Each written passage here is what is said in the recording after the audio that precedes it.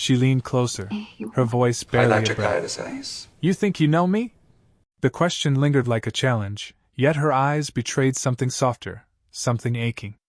And when I turned to leave, her words stopped me cold. Don't leave me alone tonight. I wasn't supposed to meet her that night. My plans were simple: pick up a book I'd ordered, maybe grab a late coffee, and head home. But life has a strange way of placing you exactly where you don't expect to be. The little bookstore on the corner was nearly empty, the kind of place where silence felt alive, thick with the rustle of turning pages and the faint hum of soft jazz from a speaker tucked behind the counter. That's where I first saw her. She stood by the poetry shelf, her head tilted slightly as she traced the spine of a worn collection. There was something graceful in the way she moved, as if she carried time differently, slower, deeper, with a patience that belonged to someone who had lived enough to savor silence. She wasn't dressed to stand out, a soft gray sweater, dark jeans, her hair loosely tied back. Yet in the warm glow of the reading lamps, she seemed untouchable, like the scene was waiting for her all along. I didn't intend to stare, but something about her presence demanded attention. Not in the way most people do. It wasn't loud or obvious. It was quieter. Stronger. Like a flame you notice only when everything else is dark. Our paths crossed by chance. She reached for a book resting on the higher shelf just as I stepped into the aisle. Her fingertips brushed the edge but fell short. Without thinking, I pulled it down and offered it to her. Here, I said, my voice low in the hush of the shop. Her eyes lifted to mine, calm, steady, with a glint of curiosity. Thank you, she replied, her smile small but disarming. For a moment neither of us moved. I noticed the faintest dimple at the corner of her mouth, the way she held the book close to her chest, almost protective. Then she broke the silence. You read poetry? She asked, tilting her head just enough to make it clear she wasn't asking out of politeness. I hesitated. Sometimes. When I want words to feel heavier than usual. Her eyes softened, like my answer had landed somewhere deeper than expected. She nodded. That's the right reason to read it. We ended up walking toward the counter together, our steps unintentionally in rhythm. She didn't introduce herself, and neither did I. There was no rush. Instead, there was this quiet hum of connection, the kind you don't force, you just notice. Outside, the night air was crisp, scented faintly with rain on pavement. She adjusted her bag on her shoulder, glanced at me once more, and with a slight curve of her lips said, "Good night." But as she walked away, I felt a pull, subtle yet insistent, as if this encounter wasn't finished. As if the story had only just begun. The following evening, I found myself back at the same cafe tucked beside the bookstore, as if some part of me had been drawn there without reason. The truth was, I hoped to see her again. I told myself it was coincidence, but when she walked in, wrapped in the same quiet presence, her hair now falling loose around her shoulders, I knew better. She noticed me almost instantly. Her lips curved into the kind of smile that isn't practiced, just natural, the kind that makes you feel as if you were expected. She walked over, and before I could gather my words, she was sliding into the chair across from me. "You again," she said, her tone light, but her eyes carrying something deeper. I chuckled softly. "Maybe I'm just following the poetry." Her laugh was quiet, almost hidden, but it lingered. Then came silence, comfortable at first, until she leaned in slightly, lowering her voice. "You think you know me?" The words were part challenge, part confession. The way she said it sent a ripple through me. Not because I believed I knew her, I didn't. But because it was clear she wasn't talking about me at all.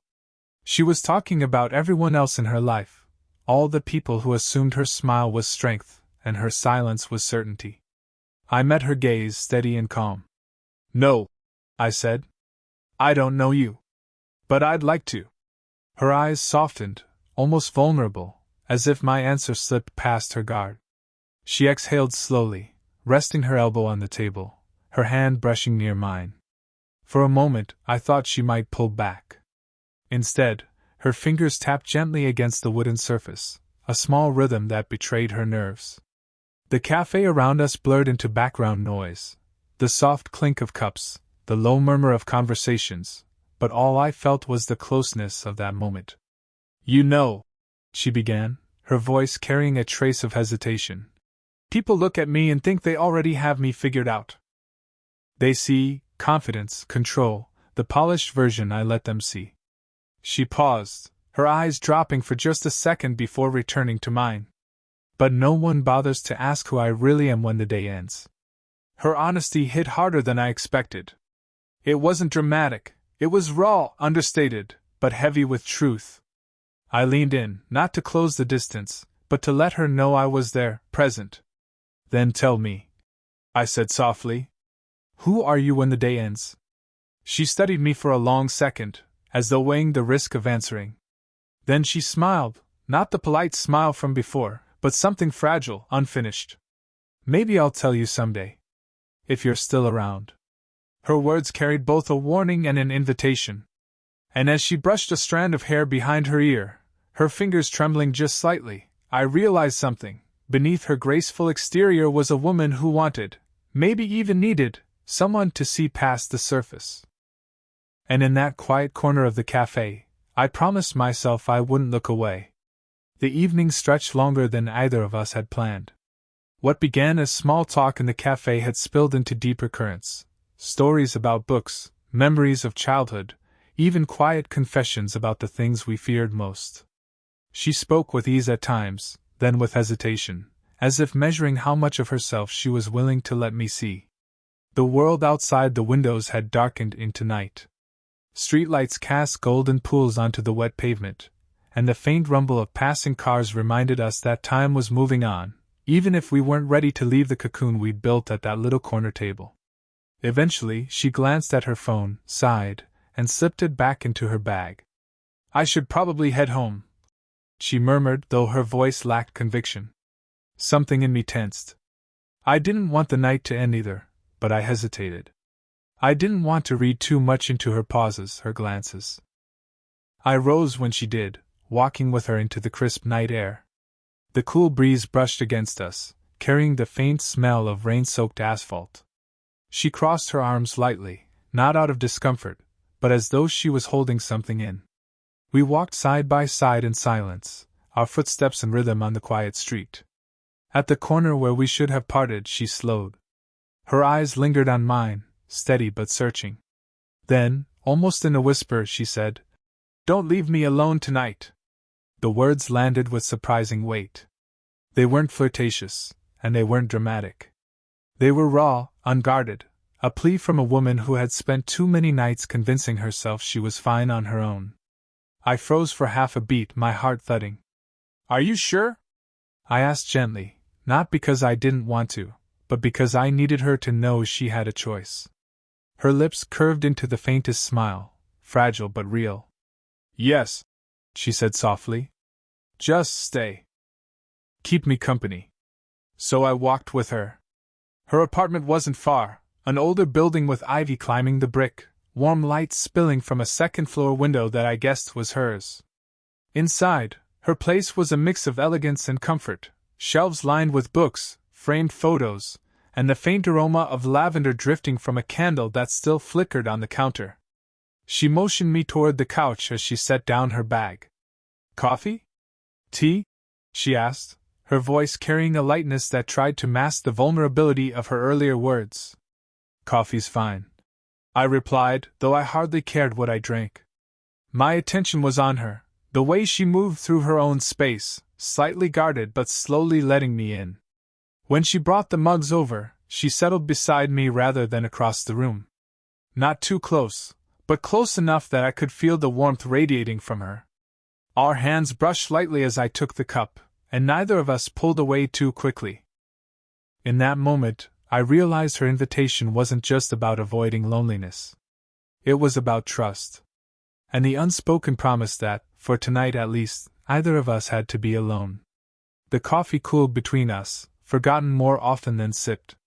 What mattered wasn't the taste but the conversation that poured in its place, steady, sometimes halting, but always real. We sat on her couch, the lamp casting a soft amber glow that made the room feel like its own small world, sealed off from everything outside. She had tucked her legs beneath her sweater sleeve falling just past her wrist, fingers curling around the handle of her mug. She looked comfortable, yet there was a flicker of hesitation in her posture, as though she wasn't used to letting someone linger this long into her evening. At first, our talk was light, favorite books, travels we wished we could take, the kinds of silly tangents you stumble into when you're stalling for courage. But slowly, the layers gave way. She told me about the first time she left home at 18, about the freedom and the fear that lived side by side in her chest.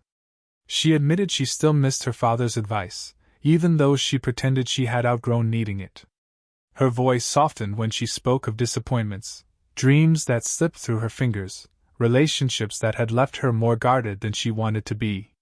Her words weren't bitter, just honest, threaded with that rare kind of vulnerability that only comes when the walls start to lower. I didn't interrupt. I didn't offer solutions. I just listened.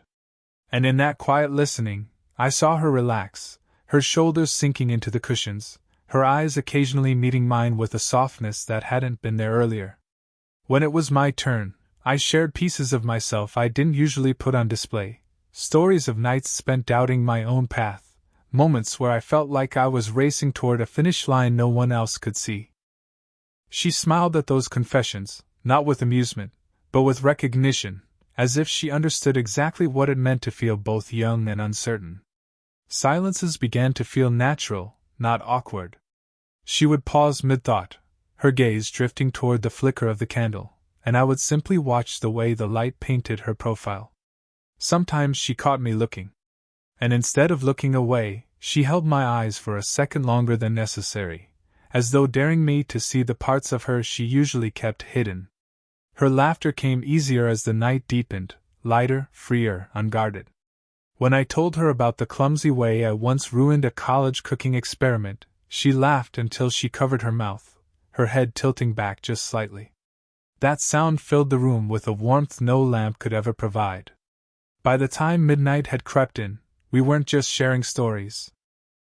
We were sharing silences, glances, and the steady rhythm of two people who no longer felt like strangers. And somewhere between her whispered memories and my unpolished truths, the room had transformed. It wasn't just her home anymore. It was our space for the night. A space where trust had taken root. The clock ticked quietly in the background, though neither of us had bothered to check the time in hours. The room had shifted into that rare kind of stillness that comes only after long conversation, when words have softened and the silence left behind feels almost more meaningful than anything spoken. She had pulled a blanket from the armrest and draped it across her lap, half without thinking. When she noticed me rubbing my palms together against the slight chill, she paused for a moment, then lifted the corner toward me. "Here," she said simply, her voice low. I hesitated, but when I settled beside her beneath the shared warmth, something changed. It wasn't the blanket itself, it was the closeness, the deliberate choice not to let the space between us stretch any longer. At first, we both pretended nothing was different. She sipped her coffee, I shifted slightly, and the television sat dark across the room, forgotten. But then our shoulders brushed. A small, accidental touch, light as air, but enough to draw a rush of awareness I couldn't ignore. She didn't move away. If anything, she leaned in, almost imperceptibly, her hair grazing my sleeve. I could feel the soft strands catch on the fabric, a whisper of touch that sent a current down my spine. I turned my head slightly, and for a heartbeat, I thought she might do the same. Instead, her gaze remained forward steady, but the faintest curve touched her lips, as if she knew exactly what she was doing. The air thickened with unsaid things. My hand rested on the couch cushion, inches from hers. She shifted, her fingers brushing lightly against mine, whether intentional or accidental, I couldn't be sure. But when I didn't pull away, either did she. It was such a small thing, that gentle nearness. Yet it carried the weight of 1,000 words we hadn't spoken. The kind of moment where every detail becomes sharper, the warmth of her beside me, the faint lavender scent of her candle mingling with the softness of her sweater, the rhythm of her breath slowing as though she, too, felt the heaviness of what lingered between us. I glanced at her, unable to stop myself. She must have sensed it, because she finally turned, her eyes meeting mine. No words. Just a look that lasted a little too long, enough to feel like an unspoken question. For a moment, I thought about leaning closer, about closing that space that had already shrunk to almost nothing. But I didn't. Not yet. The beauty of the moment wasn't in rushing, it was in the restraint, in letting the tension breathe. She shifted again, resting back against the cushions, but she didn't move away from me. If anything, she allowed her arm to settle lightly against mine, her presence deliberate, grounding. And in that quiet nearness, I realized, this wasn't just companionship anymore. It was something fragile, electric, and alive, balanced carefully between friendship and something far more dangerous. The night had grown impossibly quiet. The candle on the counter had burned low, its flame flickering like a heartbeat that refused to surrender. We hadn't spoken in a while, but the silence wasn't empty. It was thick, charged, filled with all the words that hung unsaid between us. Her arm still rested lightly against mine beneath the shared blanket. Every small shift in her posture sent waves of awareness through me, though I fought to steady my breath. I wondered if she felt it too, that unspoken pull that seemed to tighten with every passing second. Then, she broke the silence. "Don't leave yet." Her voice was so soft I almost thought I imagined it. She didn't look at me when she said it. Her eyes were fixed on the dark window, as though she was afraid of what she might find in my expression. I turned slightly toward her. "I wasn't planning to," I said gently. And it was true. Leaving hadn't even crossed my mind. Finally, she looked at me. Her eyes, usually so steady and composed, shimmered with something raw. Vulnerability. Fear. A plea she couldn't disguise no matter how carefully she chose her words. "You don't understand," she whispered. "I've spent too many nights convincing myself I'm fine on my own. And maybe I am. But tonight—" Her voice faltered, and she exhaled as if the weight of the sentence was too heavy to finish. I didn't push her to. I simply waited, giving her the space she seemed to need. After a pause, she leaned closer, not much, just enough that her shoulder pressed fully against mine. The contact was small, almost hesitant, but it carried more honesty than any confession could. Without thinking, I lifted my arm and let it rest gently around her. I moved slowly, giving her every chance to pull away. She didn't. Instead, she shifted into me, her cheek finding a place against my chest as though it had belonged there all along. The embrace wasn't passionate, wasn't rushed. It was steady, grounding, two people holding each other not out of desire, but out of a quiet need neither wanted to name aloud. Her breath slowed, sinking with mine. I could feel the delicate warmth of it through my shirt, could feel the way her body softened against me as if some unseen weight had finally lifted. "I don't want to be alone tonight," she murmured again, almost to herself this time, as though repeating the truth made it easier to carry. I rested my hand lightly at her back, tracing small circles with my thumb, not to soothe her but to remind her I was real, that I wasn't going anywhere. And in that fragile moment, with the room dim and silent around us, I realized this was the choice, the invisible line we had crossed. Nothing about us would be the same after tonight. Not because of anything spoken, but because we had both admitted, without words, that we needed each other. Morning came quietly, the way it does when the world outside hasn't yet caught up with the rhythm of the day. Pale light slipped through the curtains, softening the edges of her living room, painting everything in muted gold.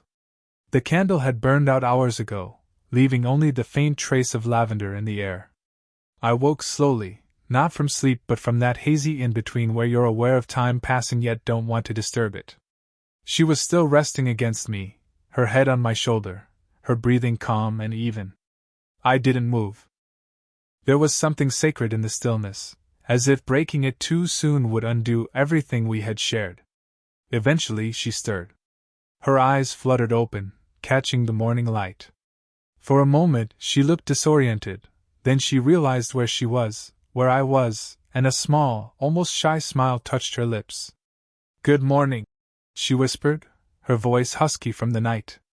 Morning, I replied, my own voice softer than usual, like the room itself demanded we keep the tenderness intact. Neither of us rushed to move. There was no embarrassment, no awkward scramble to explain what had happened, because the truth was simple, nothing needed explanation.